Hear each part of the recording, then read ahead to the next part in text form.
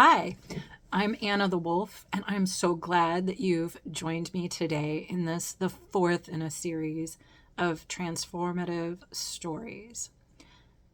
And the last time we met, you were on the back of a raven, flying higher and higher above a lake. And you looked down into the waters below that had previously been obscured by mirror, and you had gained perspective from that height. And it was from up there, circling, that you saw a great turtle swimming. And you knew in your heart of hearts that that is where you were destined to go next. And so you told the raven to keep the compass that you'd left with him, that you had your own guidance system now, and that you understood what was right for you. And with that, you released the raven's neck and began plummeting towards the water. And you were at a great height at this point in time. And you thought about hitting the water and what it would be required to break the mirror below. And you remembered Mr. Fox and the gifts he'd given you, and reached deep into your pockets. And from out in it, you pulled the pocket knife. And you released it so that it was in dagger form and held it straight as an arrow in front of you. And when you hit the water, the knife went through first, piercing the mirror and breaking it into thousands of pieces that sang as you went through the glistening surface. And at such a velocity, you kept traveling down, down, down. And then you found that you were struggling to breathe underwater. There was just so much of it crushing around you that you struggled and began to choke and spit and cough, and you couldn't breathe. You thought, how am I ever going to reach the turtle if I can't breathe in all this water? And so that's when you became very, very still.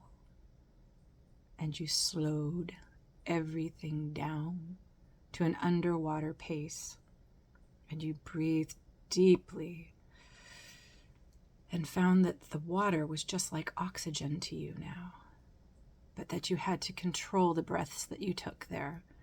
And so you took very intentional, very deep breaths, and you rocketed to the bottom, breathing slowly with just your knife in front of you for guidance. When you got to the bottom, you swam around looking behind all of the outcroppings for the turtle. And eventually you saw a great flipper. And as you rounded the corner, you saw a massive turtle head. And her eyes glistened and were huge, watery eyes that very slowly took in everything that was surrounding her. And you understood from the diadem of bubbles over her head that you were in the presence of royalty, that she was the queen of the deep. She nestled herself deep into her mud hollow and looked at you quietly, and you bowed because you knew that reverence was required for this place. And you placed before her the pocket knife, and you bowed lower because that was all that you felt you had to offer in this moment.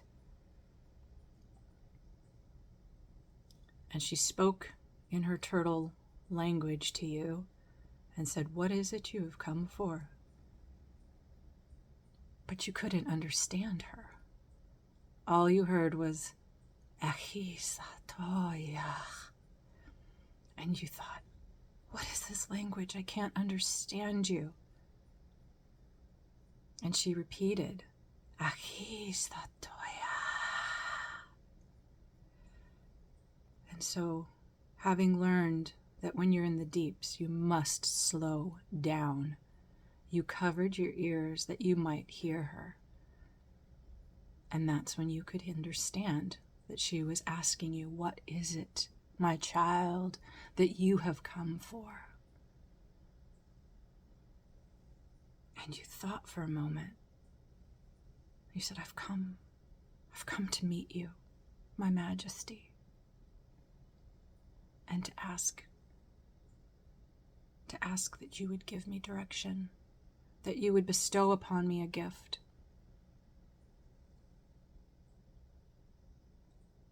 And with her great liquid eyes, she began to flap her large flippers, and out of the muck and mire there was just a glint, ever so faint, but it seemed like there were many glistening glints down in the mud.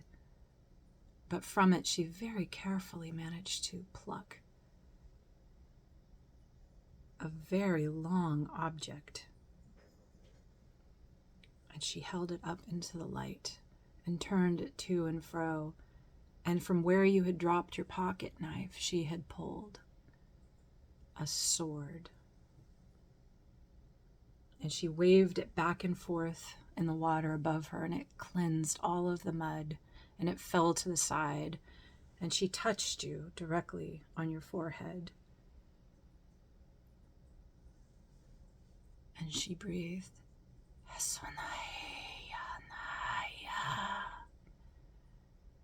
and you felt a wave of peace and beauty and joy like a shroud fall over you.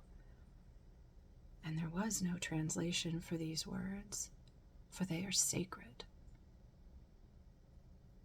And then she held the sword out to you, and you knew that it was for your journey.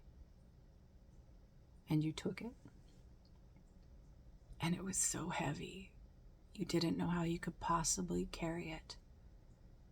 And then you remembered to hold it with softness, and always with an open palm. And so you carried your sword, and it lifted you through the surface of the lake. And that's exactly where you guided yourself to the shore and waited very carefully for the next creature. And you thought you heard it, but maybe you didn't. It was just a low, guttural growl. And I'll be so happy to tell you more about what was coming to the shore to greet you in the next chapter. Thank you so much for joining me here at Anna the Wolf's page. And I hope that you like and share and subscribe to this, because there will be several more chapters to come, and I really hope you can enjoy them with me. Thank you so much.